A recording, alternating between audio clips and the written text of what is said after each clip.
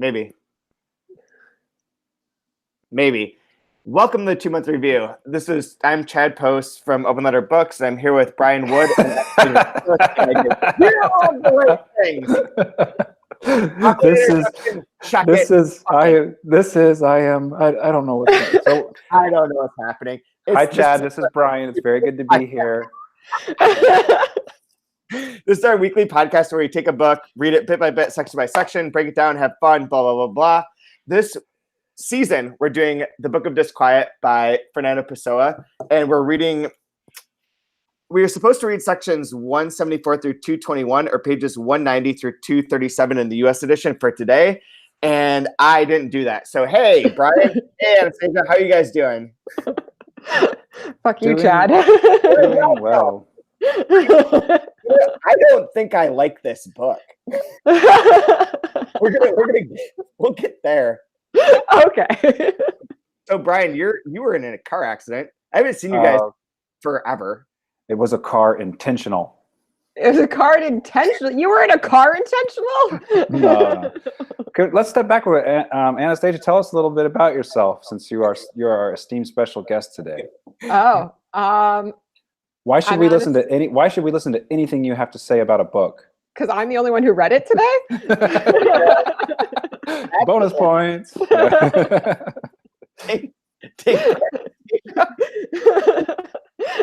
I also am the poetry editor at Open Letter, and I study poetry. I'm a PhD candidate at the University of Rochester. Okay, we're going to get into the poetry part of this in a second, but why don't you make an impassioned plea for people to send us their poetry books? Yeah, send us your poetry books. You guys are watching? You've seen this, right? I just got my copy yesterday, because if you guys haven't, you should totally pick up Decals, because it's beautiful and it's got these gorgeous images in there, and the pages are nice and weighty. They're beautiful. It just feels nice to touch them. Yeah. Do it on the front, like flashing a woman on the front cover. No way. Wait, what? Hold on. Now I'm looking at my copy. No one really paid attention to that, and then it's like, no, So that's for folks. Oh, like he's totally flashing a lady, but he's got like a cape. Have you noticed that? It's like a cape. That's just it's like a cape, but it's like, let me find the actual picture. What is this book you guys are looking at that people can't necessarily see? Right. Oh, right. That were like excellent audio, guys. Is this the new Open Letter poetry? This is the newest poetry. Oh yeah, there's the picture. Cool. This is the newest release in the poetry series. It just came out. Or no, it's not. It hasn't even come out yet. It's pre-release. Yeah. But it's beautiful. Is this the first one you edited? No. Okay. The first so it'll one be not as good as the next one that comes out. Right. It will be not as good as the next two after this one. Two more. Two that more. makes me. You're right. Yeah. Yep. Yeah. The next one's fine. So just a very ignorant question. I'm on the exact opposite spectrum of it. So you guys mostly do fiction, some literary nonfiction or narrative nonfiction, whatever you want to call it, and you do a little, like, you dip your toe into poetry, right? We do one book a year. Okay, out of what, 10? Out of 10, yeah. Okay, and so mine's going to be the opposite. It's they like basically do poetry and then do like one story collection a year. By you mean who's publishing you? Boa Editions. Yeah. Yes. So is there a benefit or a drawback from having a house that does a little bit of something else, but mostly does one other thing?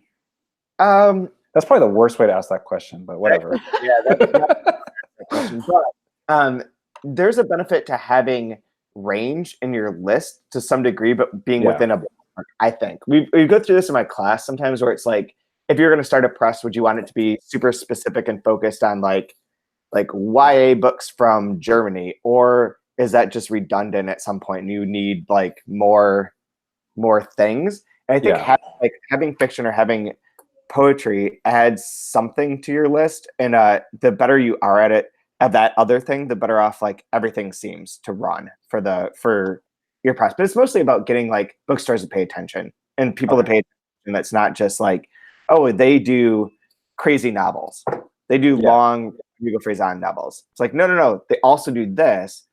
and therefore like anything else is possible in between. Yeah, because I mean, open letter is obviously niche because it's only translated. Like like that's your guys' wheelhouse, and so the poetry is only translated. Like it crosses over nice. And I guess with BOA, I guess it makes sense because they only do story collections. They don't do anything other than that, basically, as far as fiction's concerned. So what about like novels? Yeah. What about New Directions? They do everything. So this Girondo book that I'm showing people who are watching us on YouTube or watching it not live, but even like afterwards, if you're listening to the podcast, Decals by Oliverio Girondo. Mispronounced name. People playing bingo at home. You have a lot of squares to check off right now. I'll give you that I am hungover. This book, there's another pamphlet, or there's a pamphlet from New Directions translated by Heather Cleary of some of the poems from here, from the first part of it. So New Directions does poetry, they do novels, they do short stories, they do translated stuff, not translated stuff. They're like big enough to be able to do anything at this point. I mean, they're 80 years old and have established themselves as like the premier, independent press. Isn't that kind of what the editor was when we talked to the editor? Was it? I'm sorry, forget his name. Was it Declan? Yeah. Yep. Didn't he mention something like they're interested in like serious works of literature that are going to be worthwhile 30, 40, 50, 60, like something that may not be popular now but has staying power. Like they're interested in like transformative literature maybe, or I don't know what. It's really funny, like we only want serious literature. Or I don't know. But like I feel like all of us use that same phrase of being like, we're doing books that are like, to be read 100 years from now. And it's really just code for like probably won't sell. Like, it's unpopular today, but maybe 100 years from now, people, I'll be dead. Who cares? Popular then. So Anastasia, as far as like are you helping with selecting the poetry manuscripts that you guys want to publish? I am selecting the poetry manuscripts. You are selecting them. Okay. So what then do you look for as far as what do you want to take or not take? Is there like a checklist that you have, like your handy dandy spreadsheet? Well, funny that you asked that, Brian, because I was talking to our marketing person yesterday just about that question. So I'm looking for some languages that we haven't seen before. It'd be really nice to see a few languages that aren't Spanish. Hey, you. I know you can. Go ahead. I remember you don't want to read the poems anyway. When Granta did their best Spanish language issue, it was like 98% was like Spain and Argentina, because that's the only places where Spanish literature comes from, right? There are no other books. No language. What? But not really. So other languages. Looking for other languages. We're looking for some younger writers, maybe some writers who are still alive. That would be really great to see some younger poets who are still writing. I like how this is all like coded. Like the person who did edit the poetry series is not listening to this podcast, but like you're basically throwing them under the bus. No, I'm not. Because I think this book, Decals is beautiful, and I think it's amazing that it's actually really interested in that word image connection, which I think is really fascinating and really beautiful and does a lot, especially in a translated context. So I would be looking for something that's kind of pushing those boundaries, thinking about translation across media, not just across languages. That's very interesting to me. So I'm also looking for things that make us think about the poetry that's happening, right? We're translating into English. So what are the questions that we're asking in English language poetry right now? It's a lot about what is the power of the line? We're really interested in like the fact that the line isn't just like, oh, I felt like hitting enter here, right? Like there's another thing, there's got to be something else that's kind of happening and informing that line break. And if you're not taking advantage of the line, like If I Was a Suicide Bomber, which is basically prose poems, why aren't you taking advantage of it? Because that book does a really beautiful job of really making us think about, oh, the line is actually like really playing with the length of the sentence. And if that sentence is so long, how does that stretch across multiple poems over the course of a book? So we got a submission a couple days ago that was emailed to us that just said the title of the Word doc is 2018 poetry. And whoever sent this to me, like, you know what, if you're listening to this and you don't want me to make fun of you, please don't send me your poetry. Let me read you the first few lines. You tell me if this is good or bad. You can stop when you realize it's good or bad. I didn't realize we were going to do a poetry workshop. Wow. I'm probably not qualified to workshop poetry. No, you are. Purple shadows through misty skies, an autumn moon hiding in disguise. Flowing through the twilight's gloom, purple shadows, yes, they loom. I stare for hours, wondering why you're not here to see me cry. I'm gonna stop and go on. The next thing, one sunny days where I don't know, Chad. This is at the top of my selection right now. This is my favorite one I've seen. You guys are mean. You guys are mean. Jeez, come on. We're literally reading. There's nothing wrong with it other than there's some areas for opportunity. So yeah, I'm not saying false. I'm just saying some areas where things could be improved, perhaps. Yeah. Yeah, like the whole thing. Maybe you're not reading it very good. How about that? It was a bad reading. You put your poetry voice on. So then going back to poetry, because I know this is...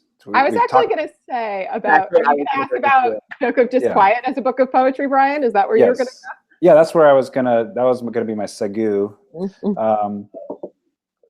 Are you considering this poetry as you're reading it, or? I'm curious what you guys thought of it. So we had to read 50 pages, and at first I started reading it the way I read poems, which is like read the thing that's outlined as a poem, pause, stare, read again. Pause, that's the way that you read poems is you pause and stare. You have to get your stare going. Otherwise, you're not reading poems. You're doing it wrong. Maybe roll your own cigarette because one is cheaper and it's cooler. Well, you have to also cigarette. Right. Well, because that helps you get your like existentialist angst really going. That action of rolling helps you roll into existentialism. Yeah. Maybe a little bit of nihilism, which also might be appropriate. That's for sure. Yeah, so I was really torn because I kept stopping to read it like a poem, but then like, damn, you're never going to get anywhere if you keep reading it that way. So how do you guys read it? Second phase feels like prose, very much like prose to me. My hot take that people get really pissed about is I don't think this is good because I don't think that because of the editing process, and I know we talked to the editor and has his reasons for including everything, but this book is, to me, hard to read in the sense that, like, you're saying you're reading it like poems or you try to. But my problem with it is that if you try and read it at all, there's a lot of pieces that would have been cut out. And I feel like a lot of this would have just been edited out. And so I feel like I'm reading drafts of things and it's driving me insane. Like, I don't think I like this book. And it's on me. Like, this is like a famous book that people will be like, you're a fucking moron. Like, don't say, but I don't know. I just have a hard time, and I can't read it like poetry. I can't read it like prose. There's just no way. I'm having a hard time with it now. I like certain things, but I don't like a lot of it. What about you, Brian? What's your reading experience been like? Let's see. Hold on one second. Yes. I can segue for you. This okay. I'm in Seattle. It's like 7 a.m. here too, guys. So like. Sorry, my daughter was telling me she's going to go put on some pants. I was like, okay, I would agree. Putting on pants is a good idea. This hotel I'm staying in, the Belltown Inn, their slogan is "Walk to everything." There you go. I appreciate that. Yeah, just walk to everything. That's such like, all right, brief. We'll go in the weeds for just a second. You sent me that podcast of like everybody hating Wells Towers reading at Yep. Was it Tin House or something like that, fiction camp? Mm-hmm. And I love the ladies start like, we were hanging out in Portland and we were eating cherries and they were delicious. And it was like Seattle, just walk to everything. It's like the perfect Pacific Northwest. Yeah, there was a mention in the editor's notes, crazy. That this is from Pessoa himself, I think. Pessoa clearly felt that Soares was a more suitable author and even drew up a plan of what to do with all those fragments. The organization of the book should be based on as rigorous a selection as possible of the various existing texts, adapting any older ones that are untrue to the psychology of Bernardo Soares. Apart from that, there needs to be a general revision of style without it losing the personal tone or the drifting, disconnected logic that characterizes it. Mm-hmm. Right, so like even he's saying like, yeah, this has got to be put together, and we'll think about the tone and the voice. And like here, we just get everything. Like it was just everything. Here's absolutely everything, even maybe the discarded bits. Yep. That would normally be tossed out, and so I feel like it does make it a little bit cumbersome because sometimes it's like, gosh, this goes on and on and on and on and on. Yeah, exactly. Like I appreciate the sort of the academic like intention behind this book of like having everything there so that people can access all of it and like can make what they want to make out of it. But this is like mainline heroin if you're a Pessoa academic, I think. Like this would be I think amazing. this is like the good stuff. Yeah. Well, I will give you my ending right here. Is that on 210 or section 210, page 222 in our edition? My favorite line of this whole section is "I hate reading."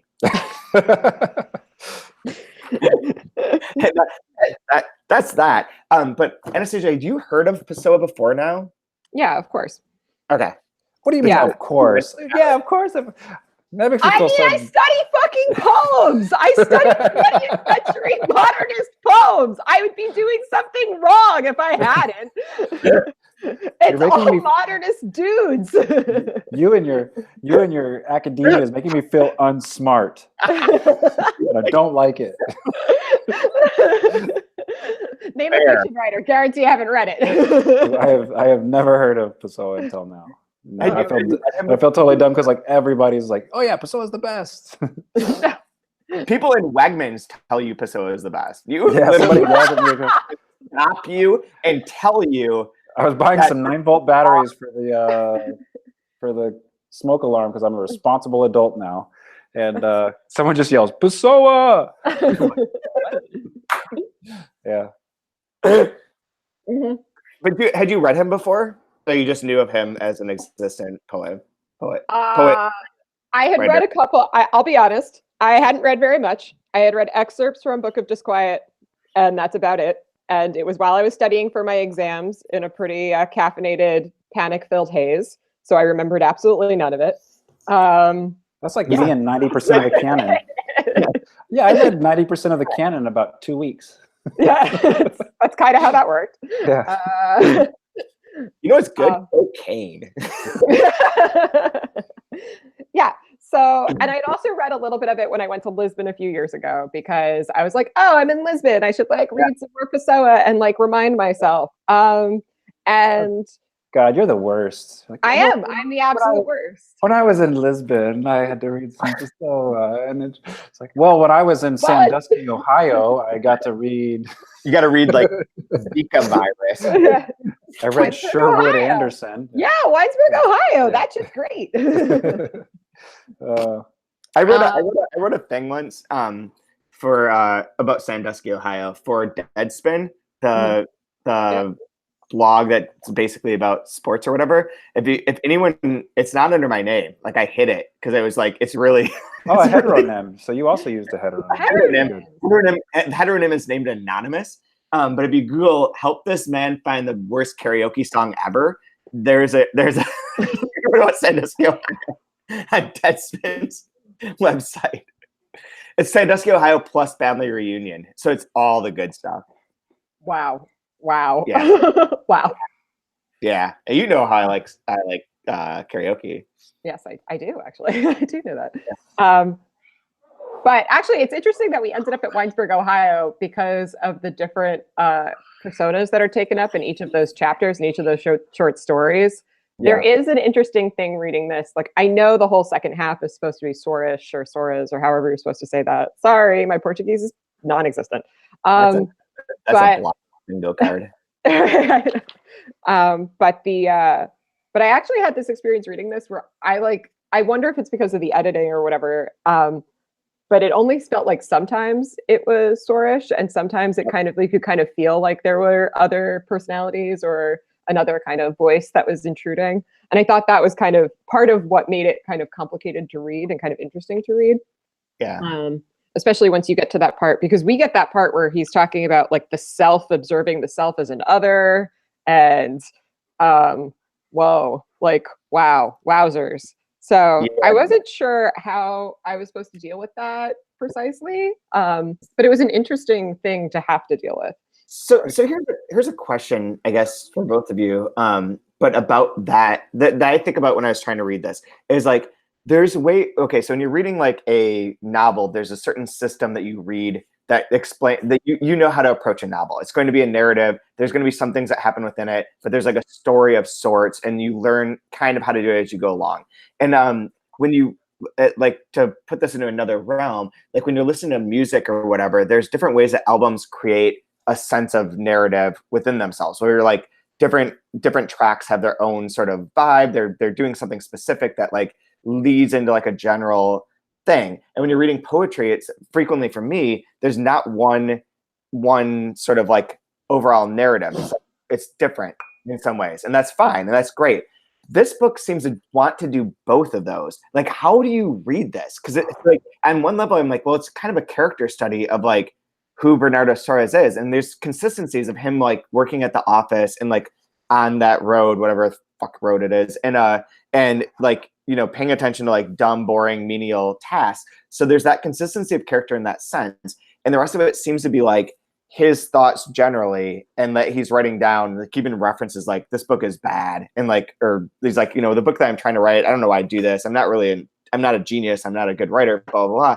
And that's fine, but it doesn't fit. Like, the other pieces don't fit together to the point where like, that's what I think causes me like consternation. And it's like dumb, because I know that what this is, I get it. I like the concept of it just fine, but I don't know that I like being in this world where like sometimes the pieces mean something and sometimes they're just like, feel like they could have just been left out. Yeah.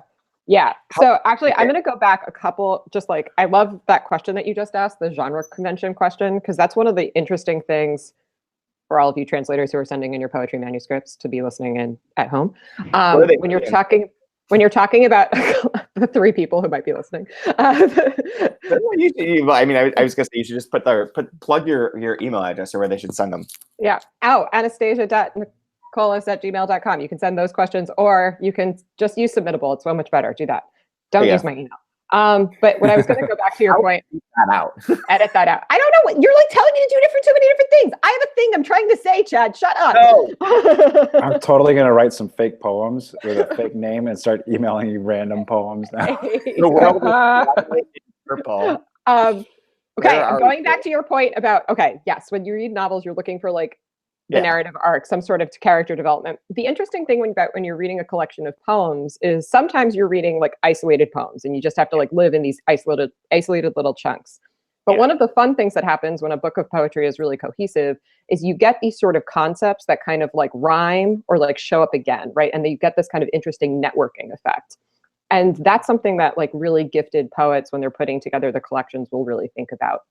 And I did get some of that here, which I think is part of why I tried to start reading it as poems, because like that, the way that somnambulance and like sleepwalking shows up again and again and kind of gets revised, and like the different ways we think about sleeping, that keeps showing up, and that kind of like that reiterative concept. And obviously that happens in novels too, but that's often a really good structuring mechanism for a collection of poems, is when like a concept gets reinterpreted and reimagined across many different poetic contexts. And usually part of what kind of helps you reshape them is changing the way that a poem is presented. But in this case, since they're all kind of prosy, it doesn't quite do that. So instead, that's usually changed like, oh, this time I'm walking down the street and I'm sleeping. This time I'm sleeping and like reading the ledger. Yeah.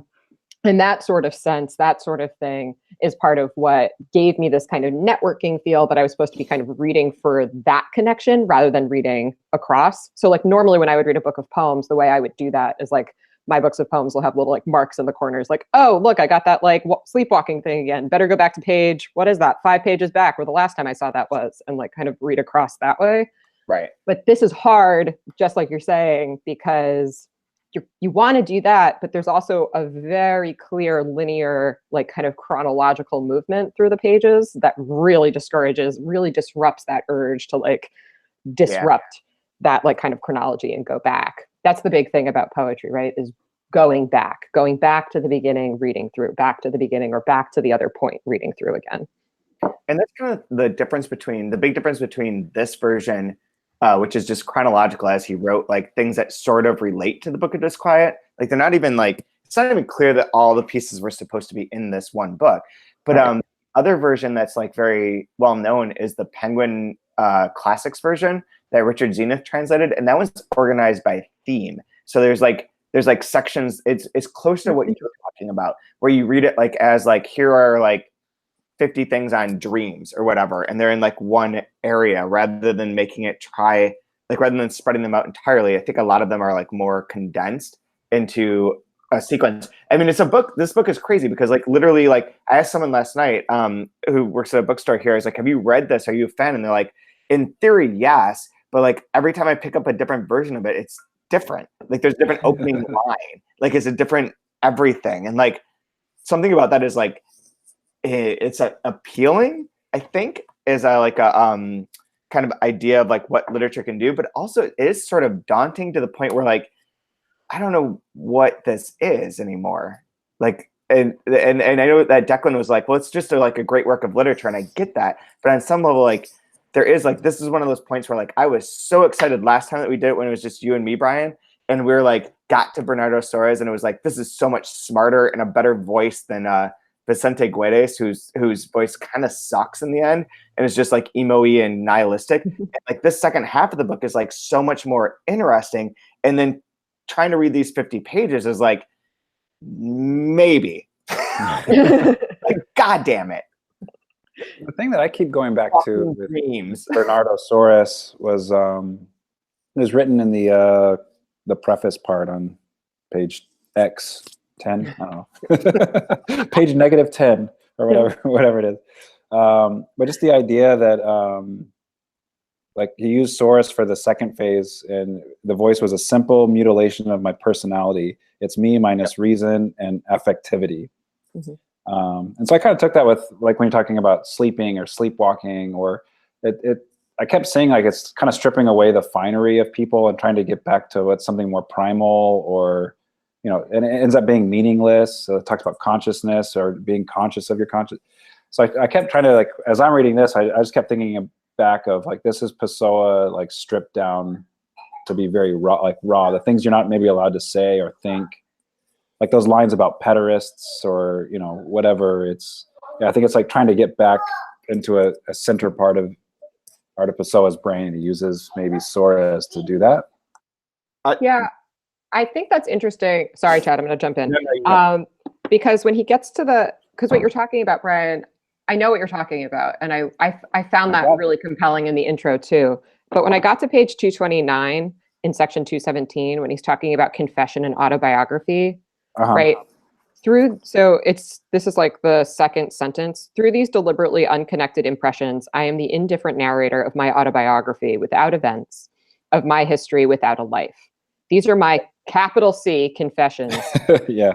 And if I say nothing in them, it's because I have nothing to say.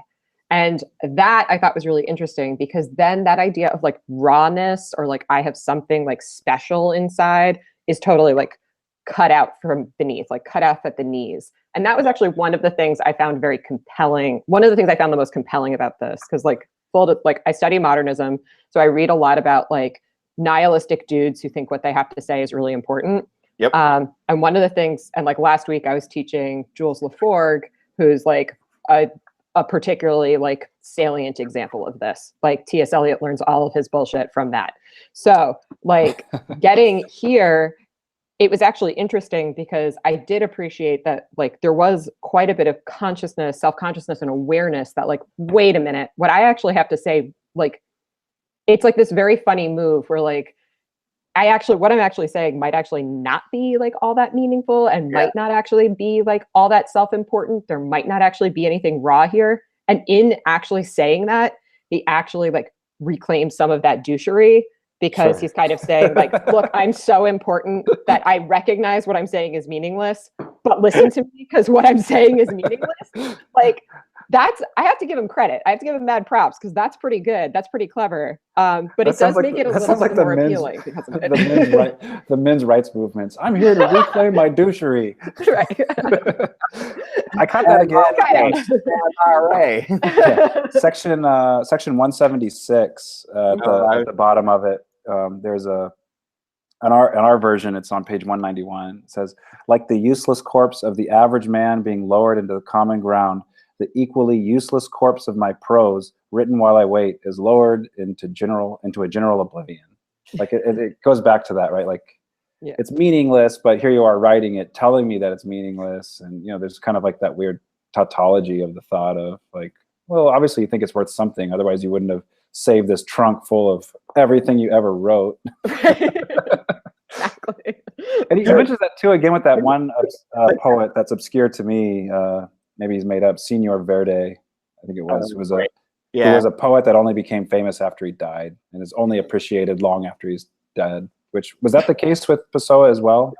Yeah, nothing was published until 80s. So related to what you're saying, volume of poetry. Yeah, exactly. Related to what you're saying on section 189 or page 201 in our edition, there's a whole ending bit where he's talking about like, well, it begins with like, I asked for so little from life and life denied me even that. And the ending is like, it's like, I observed rather unlovely writing, the cheap cigarette in my left hand as it rests on the old bladder. Here I am in this fourth floor room, demanding answers from life, pronouncing on what other souls feel, writing prose as if I were a real genius, a famous writer, me, here, like, yes. I just gave that one a ha in my, yeah.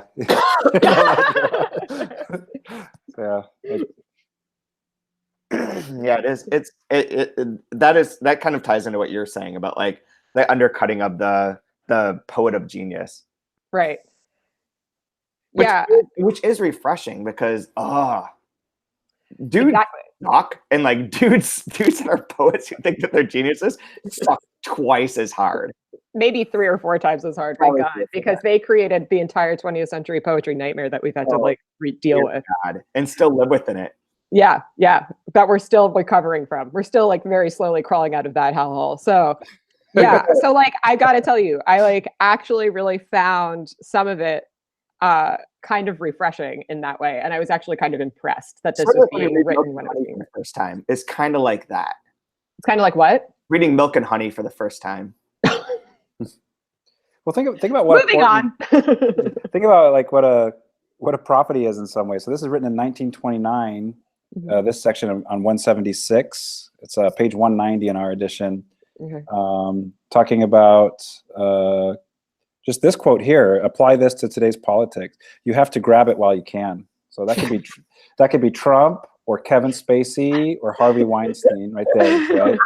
And then in the very next section, 177, most if not all men live wretched lives. So like this guy he's all over it. He was a forward thinker, that's for sure. Deny your wife, but not your mother, your father, or your brother.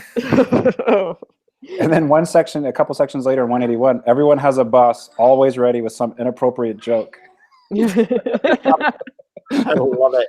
That's the parts I like in here is like the parts where it's sort of funny. Yeah. Where is it? So after he criticizes romanticism, it's on page 209, section 195. Some are funny, others are only funny, others do not yet exist. And then I came, I saw, and unlike them, I conquered, because my victory consisted in seeing. I saw that those inferior beings were no different from any other group of inferior beings. Wow, a play on Julius Caesar. That's deep. Yeah. Yeah, I got that tattooed on my back. No, but the funny thing is, like that dumb little line, like everyone has a boss always ready with inappropriate joke. Like I had to stop for a moment and think, yeah, I'll be quiet in just a moment. Okay, hold on. I'm interrupting my daughter's program. Sorry.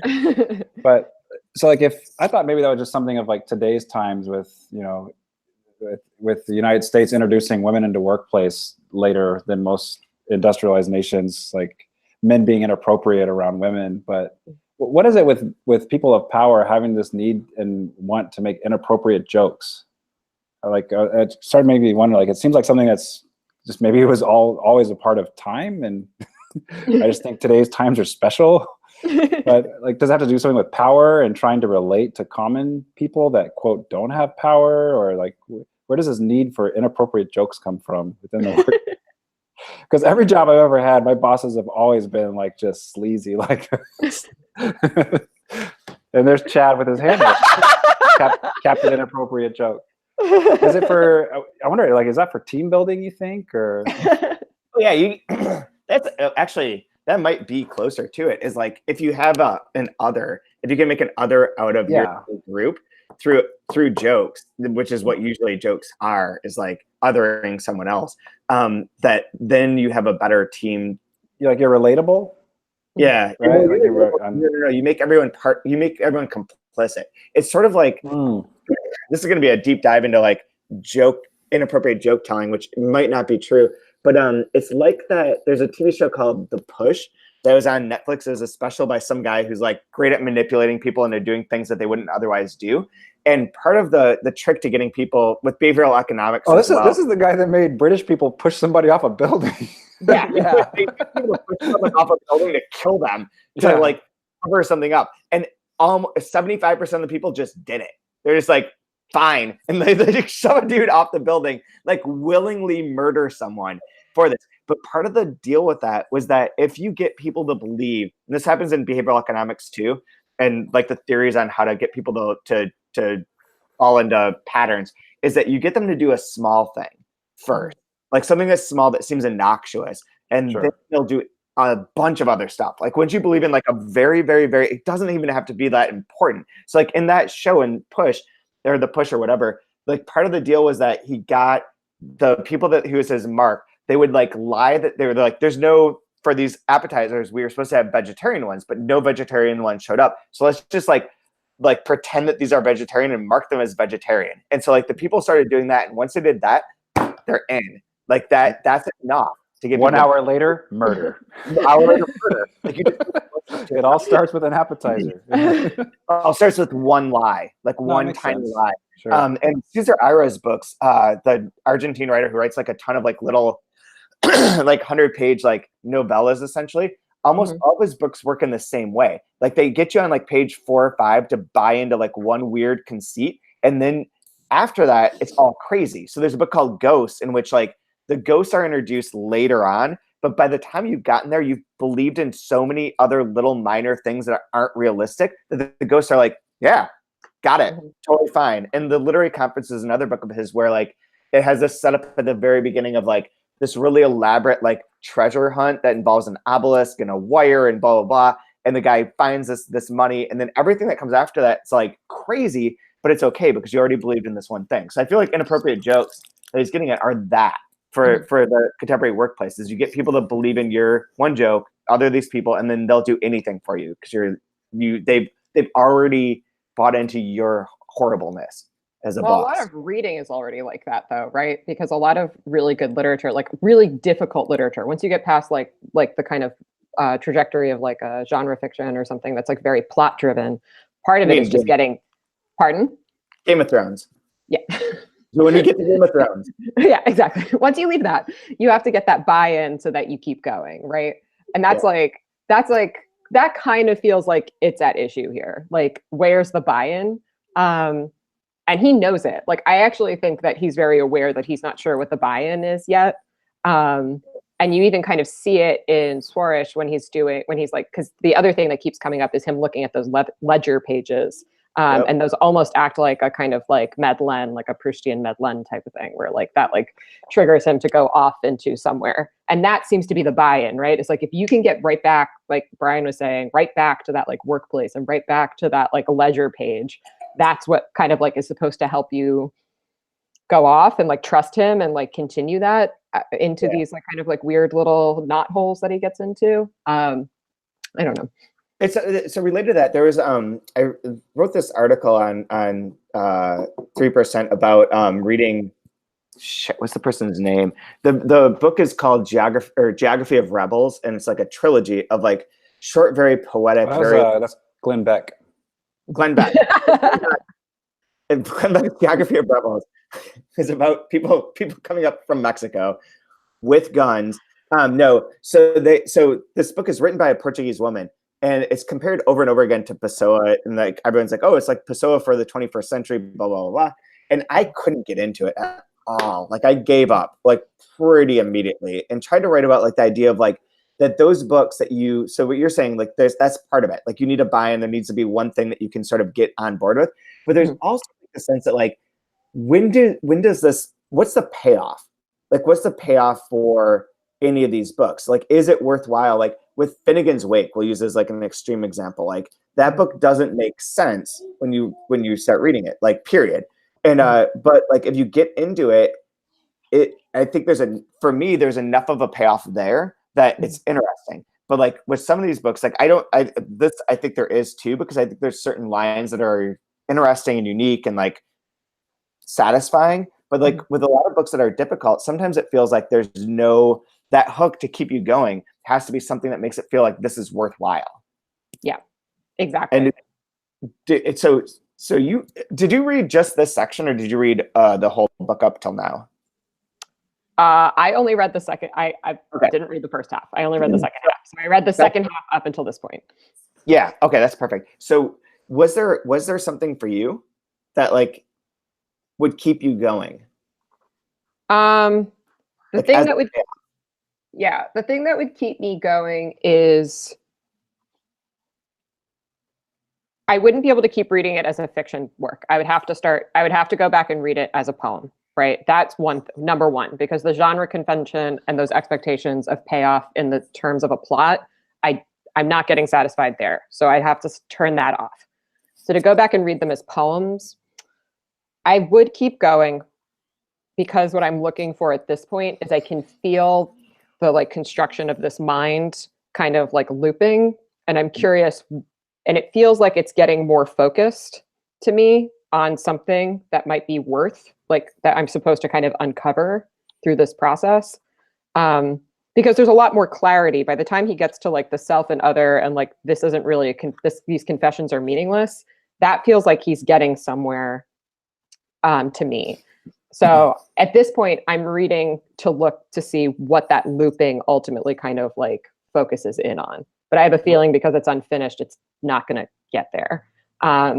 But that is what I'd be reading for. That makes sense. Did you guys read Teju Call, Open City? I read a bunch of it.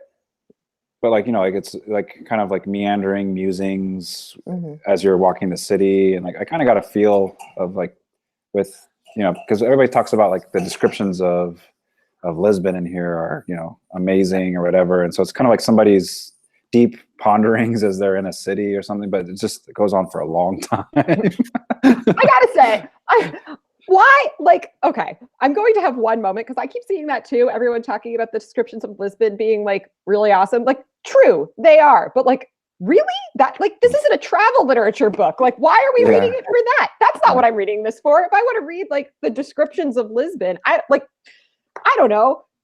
I don't know. That just seems like it's kind of missing. Like, no, but I've heard that hook. I've heard that hook quite a few times. Of like, me too. I know why. City, and it's nice, and you know, I'm sure there's going to be some more of it as we go on. But I think there's a lot more weather to come. Sure, many more descriptions of Lisbon weather. I think I've been enjoying the idea of, I look at it as gamesmanship with the heteronyms, because to me it just kind of seems like this fun game that Pessoa is playing. inventing them and giving them backstories. And like, to me, it just kind of like puts a smile on my face when they start referencing each other. And then I go down the wormhole of like, is this real or not real? Yeah. Like there was like a line in here that it's just kind of like a throwaway line, but his boss said, or one of his friends says, "You're being exploited, Suarez." Mm-hmm. And just the idea of like, so the character within the book, the character's being exploited, but isn't Suarez as a heteronym being exploited by Pessoa at the same time? Like the whole purpose of your existence is just for me to exploit you, to explore things that I want to explore through you and not myself. Like, so like there's this like multiple meanings of exploitation happening with Suarez. It made me chuckle when I read the line, like, just quote, "You're being exploited, Suarez." So like those little moments of like the gamesmanship and just kind of the wink of the way it's written. I find that interesting to want to push on for that aspect of it. In some ways, I wish that there was a Pessoa book that was just, I might have said this before, but like that's just like descriptions of his heteronyms and what their perspective was and what they did. Like almost like what's the Bolaño book, Nazi Literature in the Americas, where it's like all these, some of them are real and some of them are fake, like descriptions of bios of authors that some didn't exist and like what they wrote and like what their deal was, that were all like related to fascism in some way or another. Like something like that, I think I would like more than this book. Like this book existing is great, good for it. But it could also, if this book were like 120 pages, I would be happy with that. If it just were those highlights, like the things that we like, there is a lot of the circling back, and there's something to be said for like reading through stuff that like you're maybe not that into and hitting those like nice moments. But if I just had like the highlights of this, the Cliff's notes of like the best sections of it, I'd be good with that. Yeah. But I would really like there to be a book that was just like all of his heteronyms with like their name, what they did, what they wrote, what their beliefs are, some funny story about them. I would read that all day. I love that concept too. And like you only get you get the hints of it in here that existent within that universe, but it doesn't have that larger payoff. Right. Well, it's interesting because it kind of feels like it's toggling between that kind of like, because that almost feels like a larger gesture at world building rather than kind of the deep interiority that this is really playing with. Which is what we all want. We all want Game of Thrones world building. We need. Isn't that one of the reasons people love Bolaño so much? Yeah, yeah. Is the world that he's built, like the crazy interconnection of all the different books, characters, whatever. Yeah, exactly. I mean, sometimes that's sometimes that's a quick distinction that's made between poetry and prose, right? Is that you get that deep interiority, which is like a silly distinction to make because that's like not how that works. But in any event, I'll like trot it out anyway. Like the fact that poetry is that kind of interiority, but like doesn't have the scaffolding to really give you that larger world that we all want. Whereas fiction and prose can kind of give you that larger world, that larger like ability to walk around in a space rather than in a mind, which is complete bullshit. I mean, Vladimir Nabokov throws that out of the way. No, I think that's a wonderful distinction though. Like Mm-hmm. what I'm teaching beginning fiction, I always throw out like John Gardner's like very like, he doesn't like experimental literature at all, like meat and potatoes literature, but he always talks about the dream aspect of fiction, where you want the reader to go into a dream state, and the deeper and deeper and deeper you get him into the dream, the more successful you're being as a writer. And I like the idea of poetry is like getting the deepest you can into a literary dream. It's so focused and tight, and same way like where this stays very tight and focused lets you get deeper into a dream. Whereas if you do world build, you're kind of cinematically you're zooming out a little bit so you can get more of a lay of the land, and whereas this is intensely focused and honed in right, and you get more of that like commentary on the heteronyms and the looking totally, exactly, there's something useful, totally, yeah I guess it's the like poetry dirtbag in me, but I can't like help getting into things like on page 230 at the end of section 217, where he's saying, right, these confessions are my feelings. These confessions of my feelings are my game of patience, which is a card game that he mentions. I don't interpret the cards the way some do to know the future. I don't scrutinize them because, as in games of patience, the cards have no value in themselves. I unwind myself like a length of multicolored yarn, or make cat's cradles out of myself like the ones children weave around stiff fingers and pass from one to the other, taking care that my thumb doesn't miss the vital loop. I turn it over to reveal a different pattern, then I start again. And it's like that kind of like, you just get like lost in this like weird association of like, I'm watching my grandmother play with like these cards, which makes me think of Cat's Cradle, which makes me think of kids. I'm like down into this like weird wormhole, and then like, whoops, now we're out again. Like that kind of like. Let me try that one more time. Hold on. I unwind myself like a length of multicolored yarn, or makes cat's cradles out of myself, like the ones children's weave around stiff fingers and pass from one to the other, taking care that my thumb doesn't miss the vital loop. I turn it over to reveal a different pattern. Then, so, hey man, I wasn't done. If you're at AWP at an offsite reading and you just read this, how many pages does it take before people realize that you're just reading Pessoa? No one realizes it because they've been drinking since 2 p.m. and they have no idea which end is up. They'll never know. Go and give yourself a name like Alvaro de Campo or whatever the fuck one of the names are, and just read this straight as your poetry reading. I wonder if people would even like it. It's like that one. There's like that funny. I don't know if it's still around, but Yahoo used to have like Yahoo Answers or questions where like people could ask things and crowdsource answers. And one point in time, someone posted the first page of Infinite Jest on there and was like, "Here's this book that I wrote, sitting in my drawer. I'm not sure if this is good or not. What do you guys think?" And people were like, "This sucks. This is horrible." Sounds about right. Sounds about right. Blah, blah, blah. And it was like what you'd expect. And then I remember at that time, I was like, it would be really funny to like post like Twilight, but like, and see what people say about that. But people would be like, "Hey, it's Twilight." Yeah, right. Like, so this will be the final maybe the final tangent of the episode. I know we're getting low, but one of my favorite Yahoo Answers I read was there was a lady that was worried that she was already pregnant and she was worried about having unprotected sex, that the baby inside her could it get pregnant as well. So this was like and the number one answer was yes, but only if the baby inside you is a girl. And then you have to worry about that baby's baby becoming pregnant and creating an infinite loop of pregnancy that will never end, or something like that. It's awesome. But yeah, remember that on election day, these people have the same voting rights that you do. So you need to get out there and nullify that person's vote. Oh my God. Can my baby get pregnant? Oh my God.